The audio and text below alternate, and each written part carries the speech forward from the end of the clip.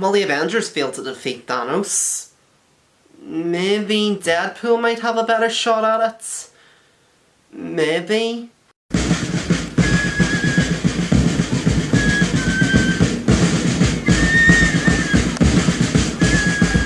Hi, I'm Danny Quinn, and welcome to another episode of First Impressions.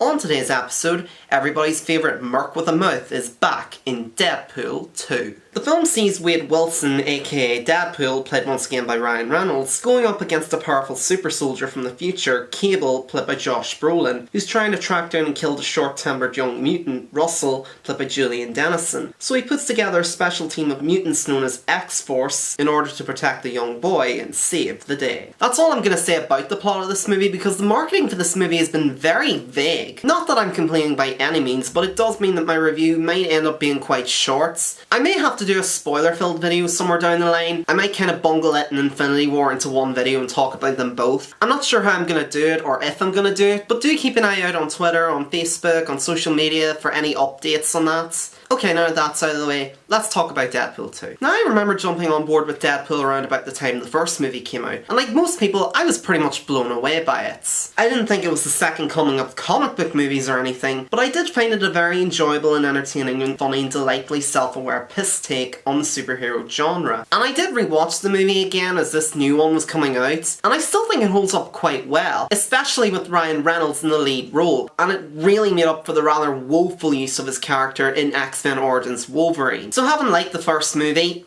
a lot, I was really looking forward to the sequel, as you would probably expect. But I was a little bit cautious at the same time. It's very hard for sequels to match their originals. A lot of comedy sequels just kind of tend to repeat a lot of the same jokes in the first movie to much less effect. That, and between the first movie's director leaving the film and rumours of test audiences not really responding to the movie very well, I was a little bit concerned that we might have another Kingsman: The Golden Circle on our hands. But I'm pleased to report that those concerns were largely unfounded. I enjoyed Deadpool 2 quite a lot. Not quite as much as the first movie, but it comes very close. It's almost as good as its predecessor, the keyword being almost. David Leitch of John Wick and Atomic Blonde fame steps into the director's chair for this film. Unlike Tim Miller of the first movie, Leitch is a very capable visual director. He's a very unique way of filming action that doesn't rely on quick cuts or shaky cam, and in true sequel fashion, this movie is pretty much everything that we liked about the first movie intact. The tongue-in-cheek humour, the fourth wall breaking, the endless piss-taking of other comic book movies, the stylish and bloody action, and the colourful cast of characters. It's kind of in the age-old tradition of doing everything the first movie did,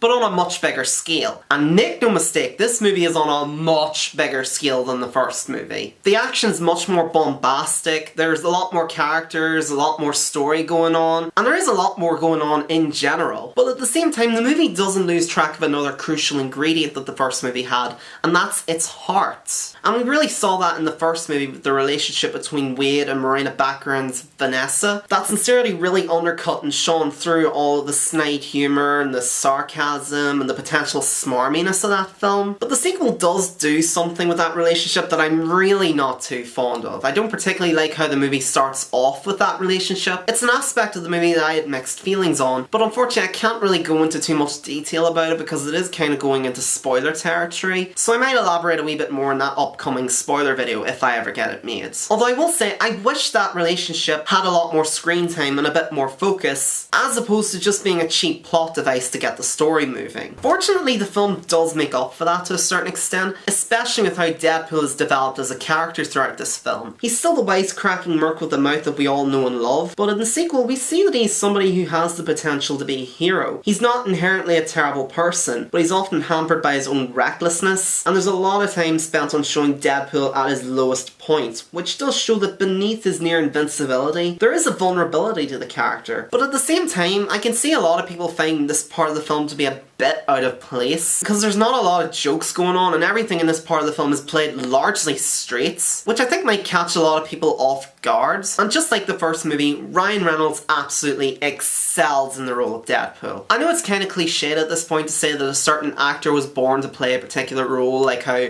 Robert Downey Jr. was born to play Iron Man, or Ron Perlman was born to play Hellboy, or Johnny Depp was born to play Captain Jack Sparrow. But Ryan Reynolds really was born to play Deadpool. He really was. Even in X-Men Origins Wolverine, for as much as I hate that film, whenever he actually gets the chance to be Deadpool before this reject comes along, he's actually quite good.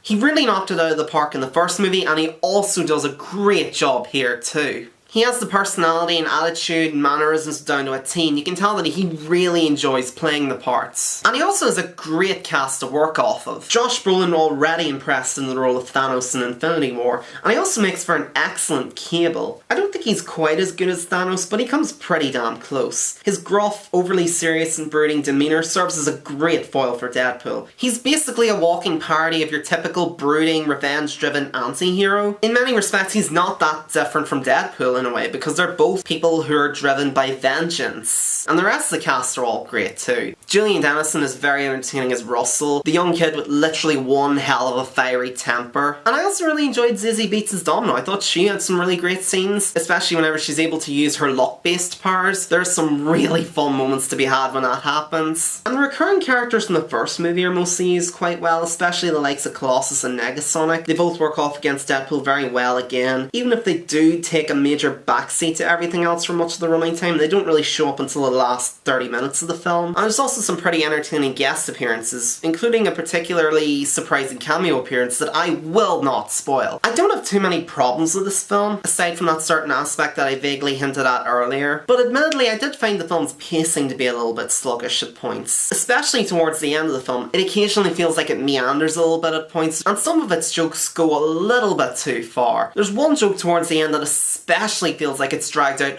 way longer than necessary. And the film does kind of fall into that typical sequel trap of just rehashing jokes and gags from the first movie to less effects. But for the most part, it does it in a pretty clever way. There's a very funny scene that's sort of like a callback to a pretty memorable moment from the first movie, and it is downright hysterical. I love this scene so much. Overall, I enjoyed Deadpool 2 a lot. Not quite as much as the first movie, but it's very close. The humour and writing is roughly on par with the first movie. The action is fantastic. It's a really fun and entertaining ride that serves as a good counterpoint to Infinity War, and it's probably preferable to watching solo. It does have a few issues. Its pacing can be a bit sluggish, some of the jokes feel like they go on a little bit too long, and it doesn't really stray too far from the formula of the first movie. But that's not necessarily a bad thing. It still has nearly everything you liked about the first movie. All that sincerity and fun hasn't gone anywhere, and it does manage to surprise you in the right places as well. It's a lot more Guardians of the Galaxy 2 than Kingsman 2.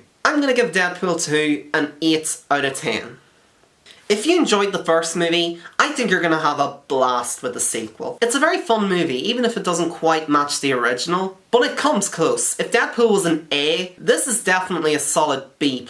Maybe even an A- if I'm feeling generous, and I certainly am. So yeah, go check out Deadpool 2. It's worth your time. So Deadpool 2, have you seen it yet? If so, what did you think of it? Did you like it? Did you not like it? What did you like about it? What did you not like about it?